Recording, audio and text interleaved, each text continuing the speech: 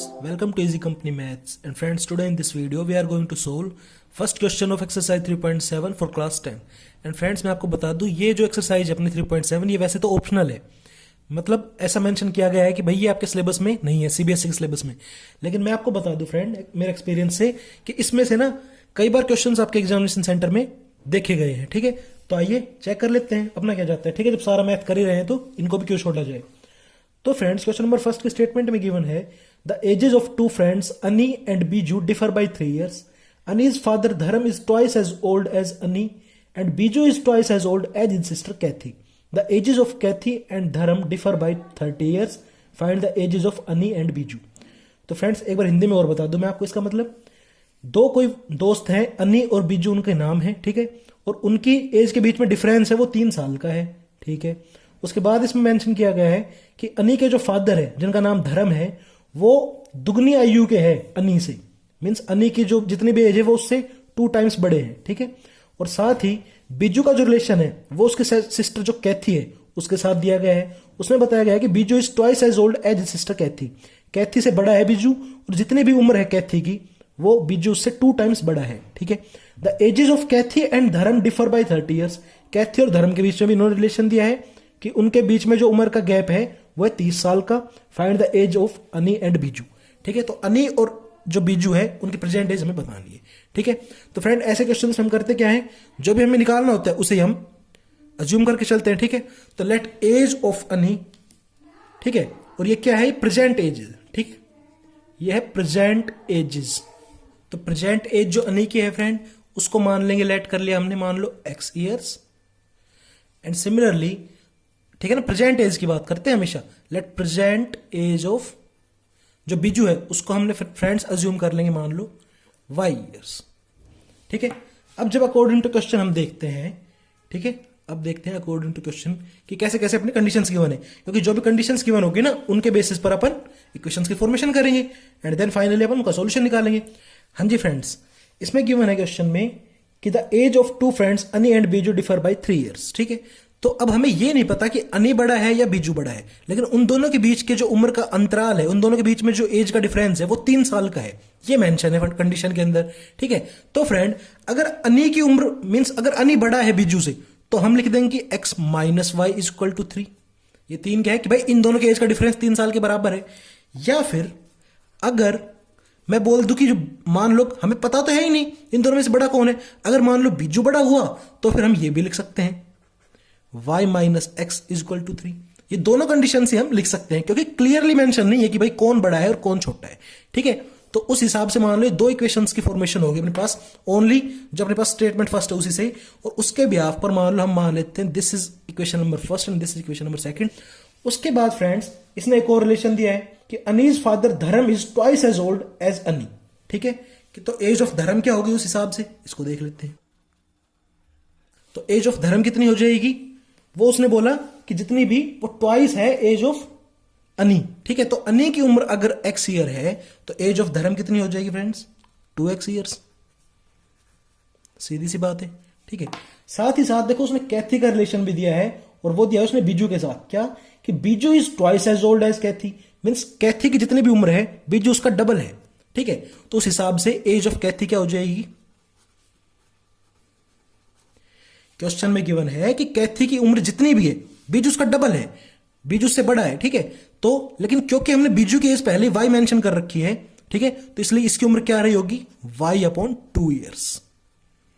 तभी तो इसका जब मैं डबल कर दूंगा y अपॉन 2 का ट्वाइस कर दूंगा तभी तो मेरे पास y आ जाएगा ना. ठीक है ना, ये चीज क्या है जस्ट मैं आपको बता दूं एक बार समझाने के लिए कि अगर कैथी की एज अगर मान लो 3 साल है तो भाई बीजू की कितनी हो जाएगी, 3 दूनी 6, उसका ट्वाइस है. ये एग्जाम्पल बता रहा हूं मैं आपको, लेकिन हमने यहां पर पहले बी को जो है बीजू की एज है वो 6 साल मान लो अगर मान रखी है, जैसे कि यहां पर y मान रखी है, तो उसका आधा ही हुआ ना कैथी, 3 साल उसका आधा ही तो हुआ, 6/2 ही तो हुआ, इसलिए y/2 हो गया यहां पर एज ऑफ कैथी. इतनी चीज क्लियर है आपकी. ठीक है, ओके फ्रेंड, इतनी बात हो गई. ठीक है, अब उसके बाद एक रिलेशन इसने और दिया है, क्या कि the ages of Kaithi and धर्म डिफर बाय 3 years. ठीक है, तो एज ऑफ कैथी मान लो तो अकॉर्डिंग टू क्वेश्चन के अंदर ही आ जाएगी ये बात भी. ये थर्ड कंडीशन है क्या कि जो डिफरेंस है ना धर्म की और कैथी के एज के बीच में वो 30 साल का, ये मेंशन है. ठीक है, ये तो इस हिसाब से क्या हो जाएगा, 2x होगी धर्म की एज माइनस y बाई 2 ये होगी कैथी केस, और इन दोनों के बीच का जो डिफरेंस है वो हो गया 30 साल। अब इसमें ये क्वेश्चन राइज मत करना कि भाई y बाई 2 हमने इधर क्यों नहीं लिया और 2x इधर क्यों नहीं लिया, क्योंकि धर्म जो है फ्रेंड्स वो तो फादर है, फादर की एज हमेशा ही बड़ी होगी। वहां पर तो क्लियरली मेंशन नहीं था कि भाई अनि और बीजू में से कौन बड़ा है, इसलिए वहां पर अपने पास दो इक्वेशंस की फॉर्मेशन हुई। लेकिन धर्म तो जो है फादर है अनि का, ठीक है, इसलिए वो तो उसकी उम्र तो बड़ी रहेगी, इसलिए बड़े में से हमने छोटा घटा दिया। इन दोनों के बीच का एज डिफरेंस 30 दे रखा था, ठीक है, तो उस हिसाब से हमारे पास ये एक इक्वेशन बन गई। लेकिन ये जो इक्वेशन है ये standard form of linear equation है, क्योंकि देखो यहाँ पर डिनोमिनेटर पार्ट में 2 प्रेजेंट है, ठीक है, तो उसको जब मैं स्टैंडर्ड फॉर्म में लेके आऊंगा तो अपन क्या करेंगे, मान लो भाई इसके नीचे तो 1 तो किसी के डिनोमिनेटर हमेशा प्रेजेंट होता है, ठीक है, तो इसका एलसीएम आ गया लेफ्ट वाले पार्ट का 2, 1 2 जा 2, 2 2 जा 4x, माइनस 2 1 जा 2, 1 y जा y इज इक्वल टू ये आ गया 30/1 कर लेते हैं। अब अगर मैं इसी क्रॉस मल्टीप्लिकेशन कर दूं नेक्स्ट स्टेप में, तो मेरे पास चीजें क्या बन जाएगी, 1 की प्रोडक्ट तो हो जाएगी 4x माइनस y से, और 2 की प्रोडक्ट हो जाएगी 30 से, तो ये हो गया 60, ठीक है। तो ये अपने पास फ्रेंड्स एक और इक्वेशन बन गई, ये यही इक्वेशन है, बस इसमें टर्न डाउन हो गई, मींस रिड्यूस हो गई है, ठीक है। इसको मान लो मैं नाम दे देता हूं इक्वेशन नंबर 3, ठीक है। अब देखो एक बार मैं सोल्व कर लेता हूं। अब मुझे देखो फर्स्ट और सेकंड में से नहीं पता कि भाई इस इक्वेशन को लेके चलें, इस इक्वेशन को लेके चलें, इसलिए एक बार मैं फर्स्ट और थर्ड को सोल्व कर लूंगा, एक बार मैं सेकंड और थर्ड को सोल्व कर लूंगा, उस हिसाब से जो भी अपने पास आंसर होंगे वही फाइनल अपने पास आंसर कुल मिलाकर आ जाएगी, ठीक है ना। एज ऑफ अनि और एज ऑफ बीजू अपने पास आ जाएगी। तो एक बार हम सोल्व कर लेते हैं equation number first and third. तो solve equation first and third by elimination method. अब एलिमिनेशन मेथड जब सोल्व करेंगे तो एक बार चीजों को लिख लेते हैं, राइट डाउन कर लेते हैं, ठीक है। अब यहां पर मैं देख पा रहा हूं फ्रेंड कि y के कोफिशिएंट तो सेम ही है, ठीक है, जस्ट बस नीचे वाले के साइन चेंज कर लेते हैं, ये 4x से माइनस कर लेंगे, इसको प्लस का कर लेंगे, इसको माइनस का कर लेंगे। उस हिसाब से अब अपने पास ये हो गया डायरेक्ट कैंसिल आउट, माइनस का 4x प्लस का x हो गया माइनस का 3x is equal to minus का 60 है फ्रेंड, और प्लस का 3 है, ये हो गया माइनस का 57, ठीक है। इस हिसाब से यहां पर इस नेगेटिव साइन से नेगेटिव साइन हो गया कैंसिल, और x की वैल्यू अपने पास फाइनली क्या आ गई 57/3, दैट इज 3 1 जा 3 एंड 3 9 जा 27। यहां से फ्रेंड अपने पास कुल मिलाकर x की वैल्यू आ गई है 19, ठीक है। जब हमने सोल्व किया फर्स्ट और थर्ड इक्वेशन को, ठीक है, अब इसे हम किसी भी उसमें पुट डाउन कर लेते हैं, ठीक है, इक्वेशन में, तो वहां से अपने पास y की वैल्यू आ जाएगी। तो प्लीज टर्न ओवर। अब फ्रेंड्स बार बार पेज ना पलटना पड़े हमें, इसलिए मैंने यहाँ पर प्रीवियस पेज के सारे रिजल्ट्स लिख दिए। इक्वेशन फर्स्ट थी, this is our equation number second, ये इक्वेशन थर्ड आई थी अपनी, और जब एलिमिनेशन मेथड से हमने सोल्व किया था इन दो इक्वेशंस को तो अपने पास x की वैल्यू आ गई थी 19। इसे हम किसी भी इक्वेशन में पुट डाउन कर देंगे और y की वैल्यू निकाल लेंगे। मान लो पुट इन फर्स्ट कर देते हैं, ठीक है, तो वहां से मेरे पास वो फर्स्ट इक्वेशन क्या है अपने पास x minus y equal to 3, तो x की वैल्यू तो आ गई 19 माइनस वाई इक्वल टू 3। इस नेगेटिव y को उधर ले जाऊंगा मैं, तो वो मेरे पास बन जाएगा क्या, और उस 3 को इधर ले आता हूं, तो 19 माइनस 3, और ये हो जाएगा मेरे पास y, ठीक है। तो 19 में से 3 गया तो फ्रेंड मेरे पास आ गया 16, तो y की वैल्यू आ गई यहां पर 16, ठीक है। तो जब मैंने इक्वेशन फर्स्ट को ये कैसे आए थे result, when solved equation first and third, जब इन दोनों इक्वेशन को सोल्व किया था हमने, जब x की वैल्यू आई 19 ईयर्स और y की वैल्यू आई 16 ईयर्स, और x और y था क्या अपना, ये जो भी था, ठीक है, एक बार इसको लिख लेते हैं क्या, तो फ्रॉम हेयर एज ऑफ अन्नी वो आ गई अपनी, वो अपने x एज्यूम किया था, ठीक है, तो 19 years and age of Biju उसको हमने y एज्यूम किया था, वो आ गई अपनी 16 ईयर्स, ठीक है। अब ये तो बात हुई जब हमने फर्स्ट और थर्ड को सोल्व किया था। नाउ सोल्व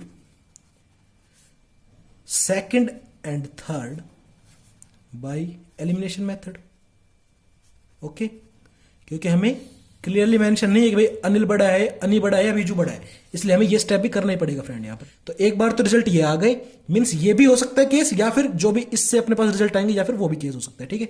तो जब सेकंड और थर्ड इक्वेशन को अपन सोल्व करेंगे तो सेकंड इक्वेशन है अपनी ये, इस चीज को अगर मैं लिख लूं, x को पहले लिख लूं, y को बाद में लिखूंगा, तो माइनस का x है प्लस का y है इज इक्वल टू 3 है, और जो ये वाली इक्वेशन ये अपनी क्या है 4x माइनस वाई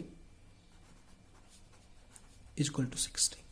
अगेन जब मैं इनको सोल्व करूंगा एलिमिनेशन मेथड के थ्रू, तो ये प्लस के y से माइनस का y तो कैंसिल, ये प्लस का 4x से माइनस का x, ये हो गया अपने पास प्लस का 3x, और ये 60 प्लस का और ये 3 प्लस का, तो ये हो गया 63। यहां से फ्रेंड अपने पास x की वैल्यू आ जाएगी 63/3, दैट इज x की वैल्यू आ गई 3 2 6 एंड 3 1 3। जब अपन ने इन दोनों इक्वेशंस को सोल्व किया तो देखो x की वैल्यू आ रही है 21, ठीक है। और x क्या था अपना, x था अपना एज ऑफ अनी, ये एज्यूम किया था हमने। अब पुट कर लेते हैं इसको किसी भी इक्वेशन में, पुट x बराबर 20 इन एनी इक्वेशन, और एनी क्या मान लो इसमें पुट कर लेते हैं अपन, ये जो भी अपनी इक्वेशन थी, इक्वेशन नंबर सेकंड में पुट डाउन कर लेते हैं। तो इक्वेशन सेकंड क्या थी अपनी, y minus x is equal to 3, ठीक है। तो y की वैल्यू निकालनी है अपने को, तो वो जगह 3 प्लस एक्स, और x की जगह पे क्या पुट कर दिया अपन 21, तो y is equal to 3 plus 21 that is 24, ठीक है। तो यहां से अपने पास क्या आ गई, y की वैल्यू आ गई फ्रेंड्स 24, ठीक है। और y अपन ने क्या एज्यूम किया था, y was age of Biju, ठीक है। तो देखो अपने पास दोनों आंसर आ गए। जब अपन ये मान के चल रहे हैं अनी जो है वो बीजू से बड़ा है, तो उस हिसाब से देखो अपने ये रिजल्ट आ गए। बीजू की उम्र 16 साल और अनी की उम्र 19 साल, देखो 3 का डिफरेंस है, 3 साल का ही। और जब अपन ने एज्यूम किया, मान लो कि बीजू की उम्र बड़ी होगी, ठीक है, और अनी की उम्र छोटी होगी, डिफरेंस तो दोनों में 3 साल का है, ठीक है। तो उस हिसाब से फिर हम सोल्व करेंगे सेकंड और थर्ड इक्वेशन को।